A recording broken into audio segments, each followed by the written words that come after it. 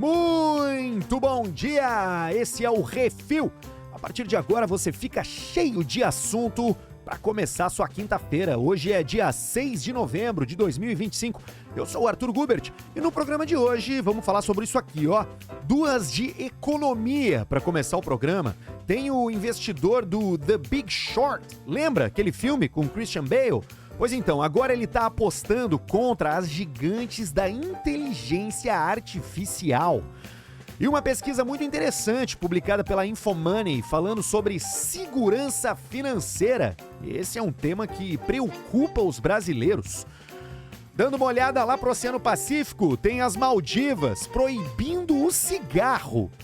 E para fechar, a meditação criada pela CIA, que está viralizando. E como o Mortal Kombat mudou o mundo dos games.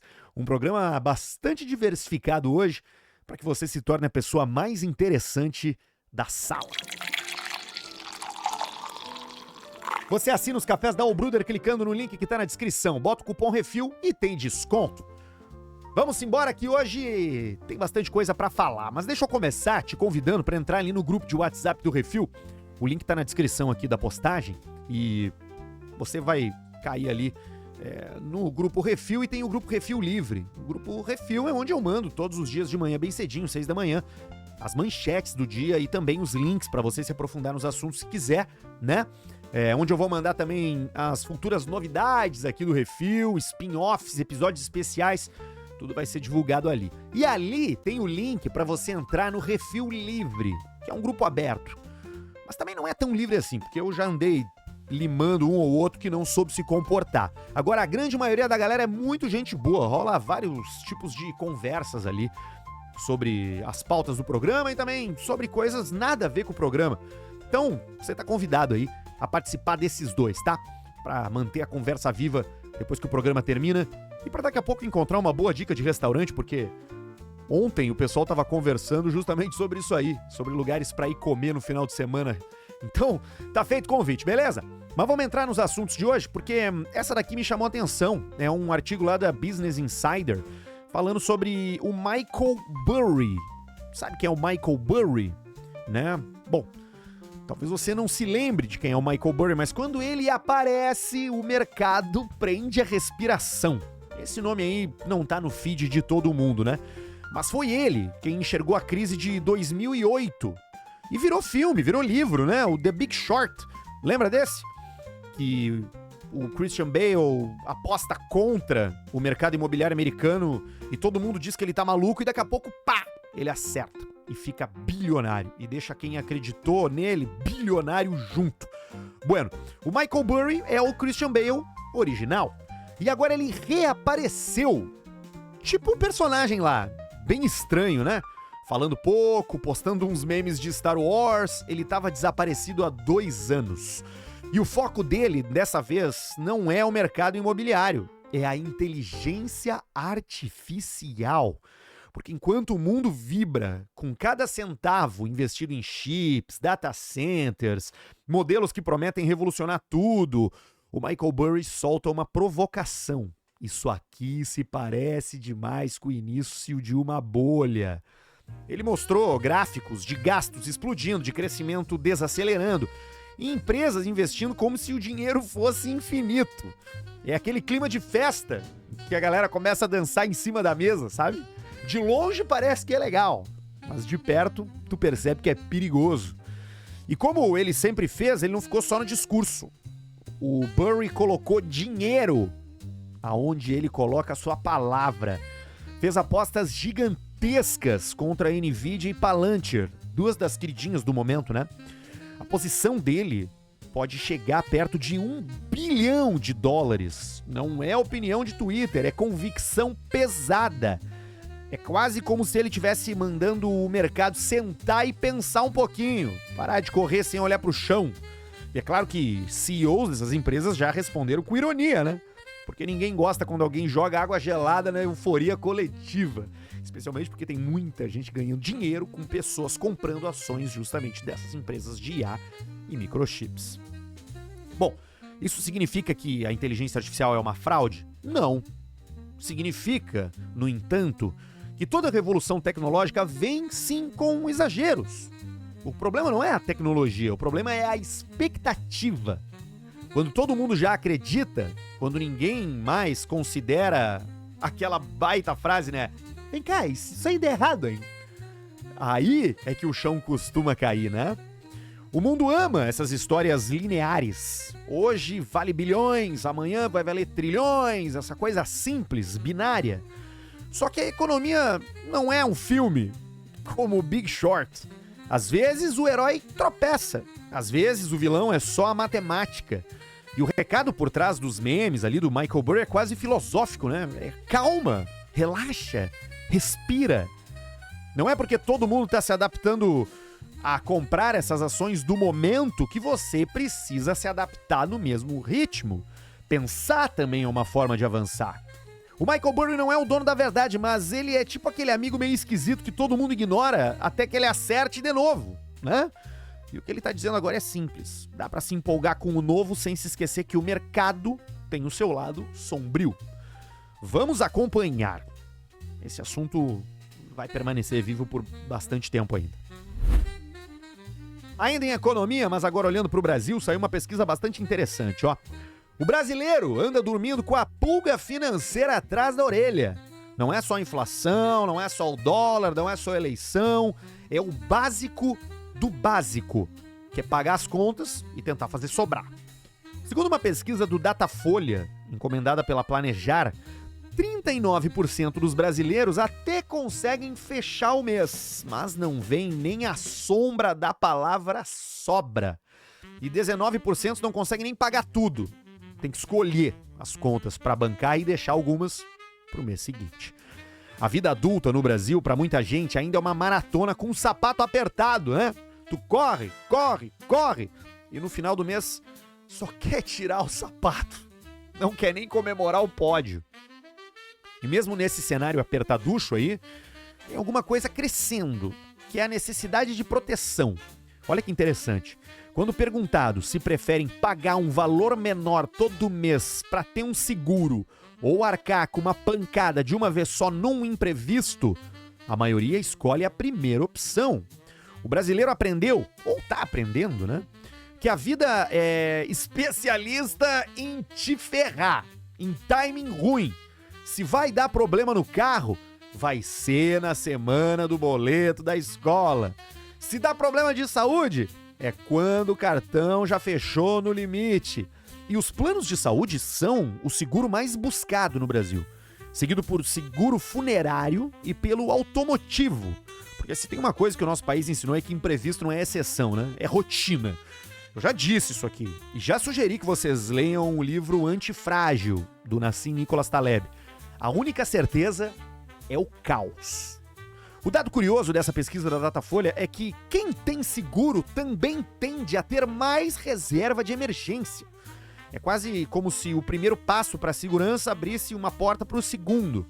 Gente protegida dorme melhor, pensa melhor e consegue se organizar melhor. Não é riqueza, é previsibilidade. E previsibilidade hoje vale muito mais do que investimento.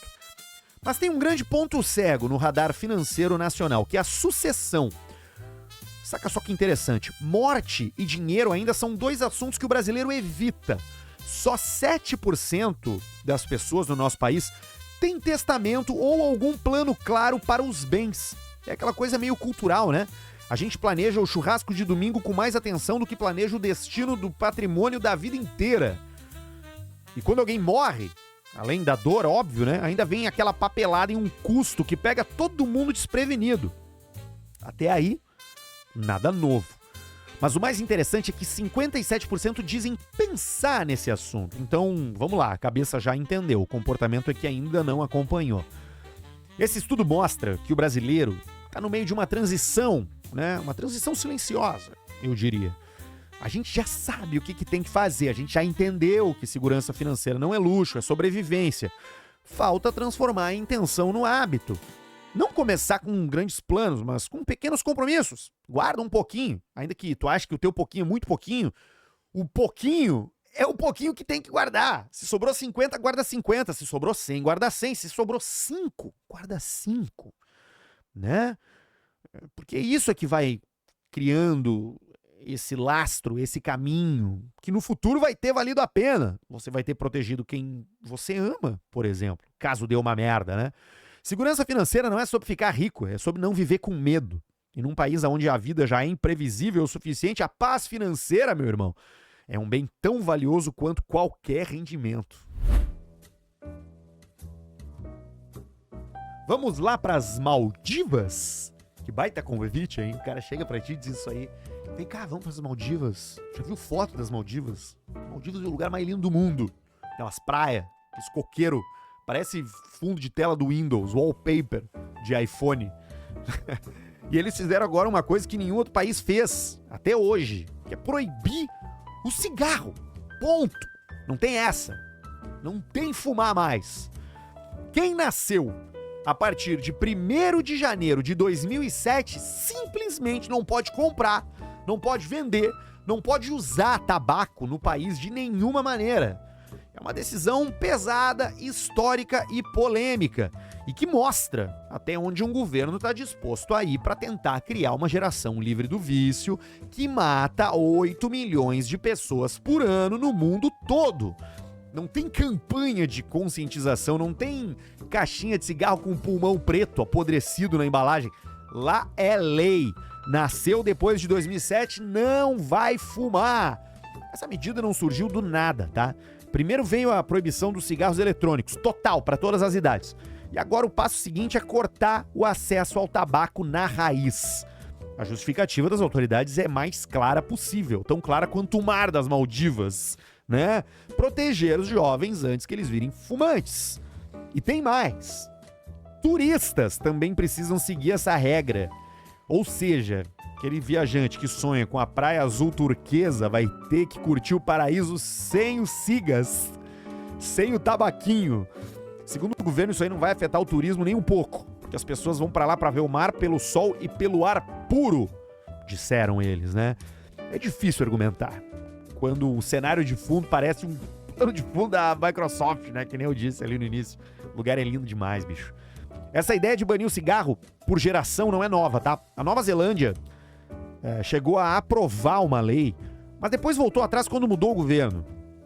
O Reino Unido ensaiou a mesma coisa e a proposta está avançando no parlamento.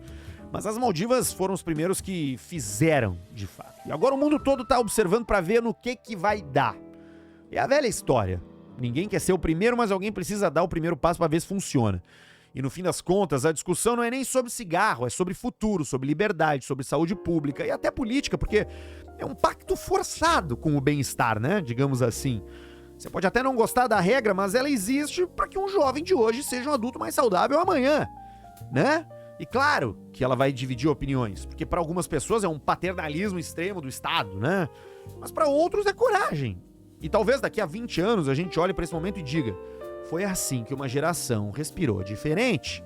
E tem alguns exemplos. Aqui no Brasil, quando foi instaurada a lei de cinto de segurança obrigatório, cara, procura aí no YouTube, tem uns vídeos de programas antigos, tem inclusive uma entrevista famosa do Paulo Maluf no Roda Viva falando sobre esse assunto, onde as pessoas estavam assim, abismadas, que tu ia ser obrigado a usar cinto de segurança dentro do carro. Tipo assim, meu Deus, o Estado controlando a minha vida, não sei o que.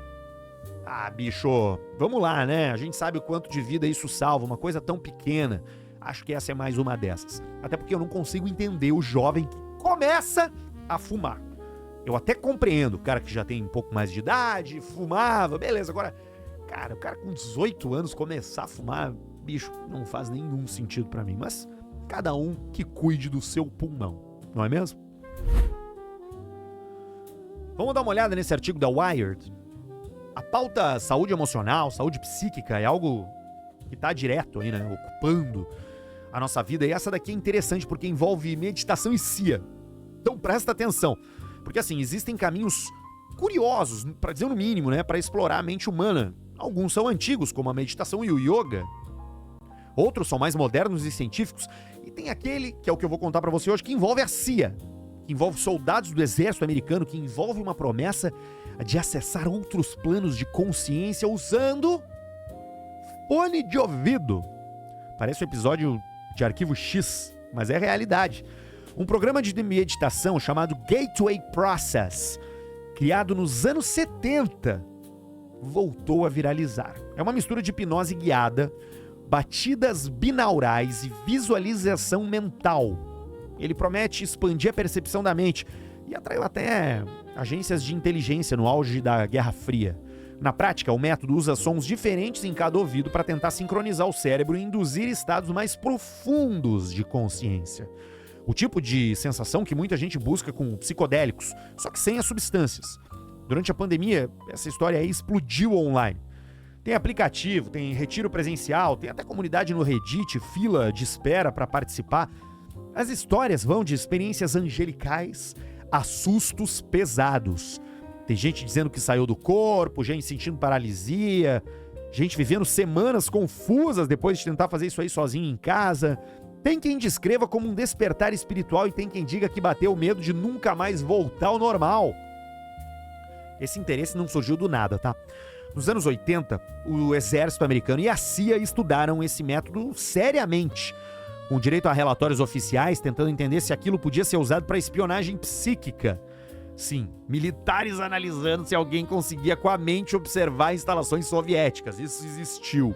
Tamanha era a paranoia, né, dessa época da humanidade. Hoje isso aí parece roteiro de série da Netflix, mas na época era tratado como uma possibilidade estratégica. O programa acabou, foi desclassificado e depois virou cult. E agora com a internet voltou com força. Agora o que a ciência tem a ver com isso, né? O que os cientistas dizem a respeito dessas meditações? Bom, tem alguns estudos pequenos, tem alguns relatos de usuários e tem muito entusiasmo espiritual misturado com essa curiosidade ao redor da ciência desse negócio.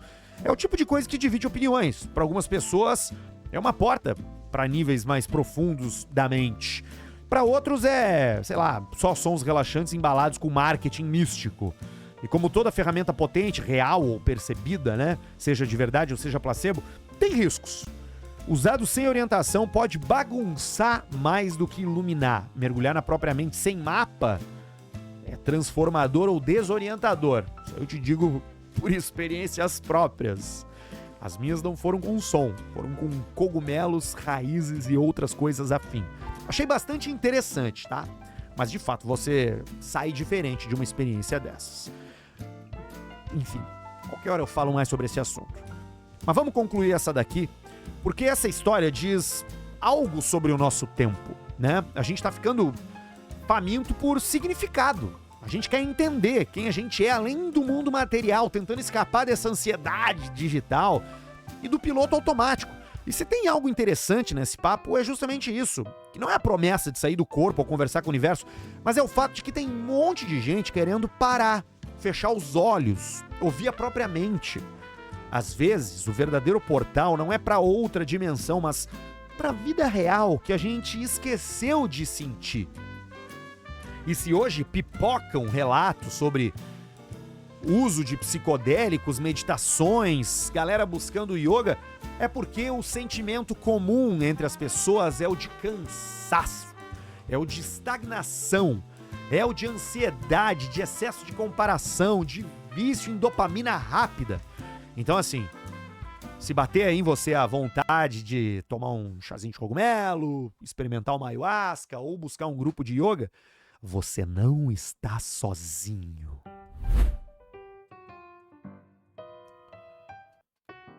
Falar de Mortal Kombat agora, tá? Eu não sei se marcou a vida de vocês, mas marcou a minha. Porque assim, velho, tem jogo que não é só jogo, tá?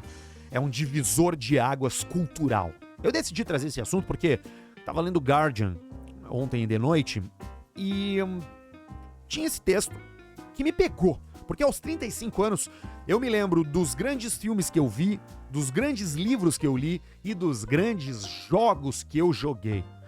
Porque nos anos 90, quando eu ganhei meu primeiro Super Nintendo, videogame ainda era coisa de criança na cabeça de muita gente, né? Só que aí surgiu o quê? Mortal Kombat. Com sangue pixelado, espinhas arrancadas. Aquele cara que aparecia gritando, Tosti! Lembra disso aí?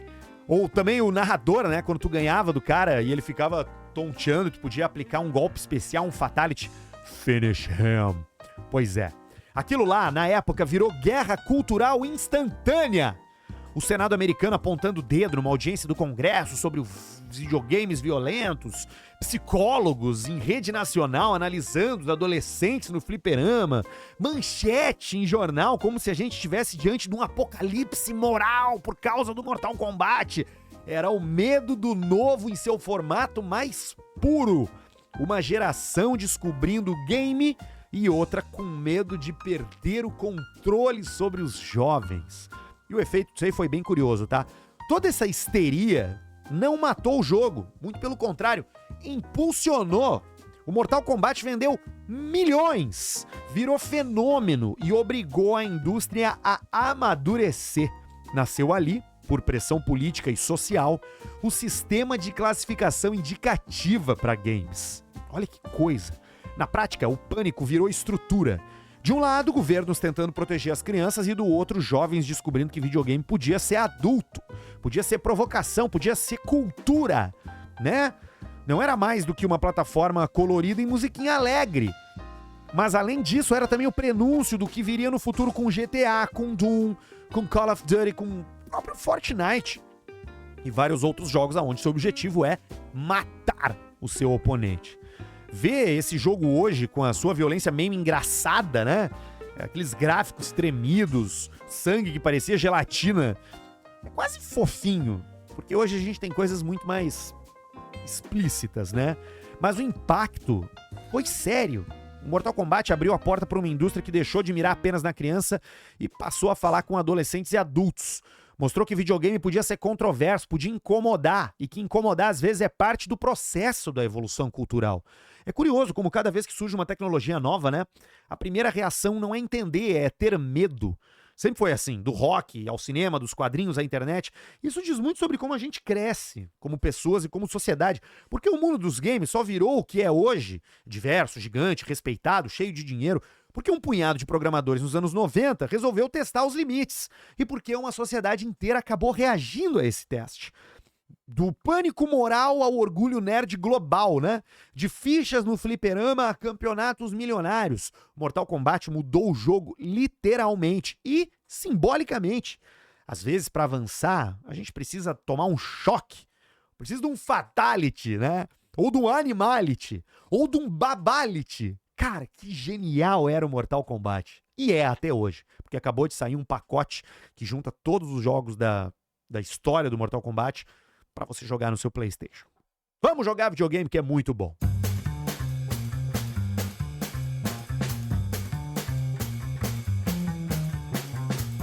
Programa longo hoje, hein? Mas é porque precisou, os assuntos pediam. E para continuar essa conversa, vai lá pro grupo de WhatsApp do Refil, o link tá na descrição do episódio, beleza? Entra nos dois, no Refil e no Refil Livre. O Refil Livre é para conversar. O Refil normal é para você seguir recebendo os conteúdos que eu preparo com muito carinho do meu estúdio particular em Porto Alegre. Siga também o programa no Instagram, @RefilPodcast, é ali que estão entrando os carrosséis das notícias, destaques do dia, e também vão entrar as novidades, os programas exclusivos e os spin-offs do Refil. Aproveita para se inscrever no canal do YouTube e para curtir, compartilhar, dar uma nota e comentar no Spotify, no Apple Podcasts, aonde você quiser. Amanhã, às 6 da manhã, eu tô de volta. De segunda a sexta, né? E amanhã é o sextou do Refil. Então, te espero aqui novamente pra gente fechar mais uma semana. Tchau, tchau!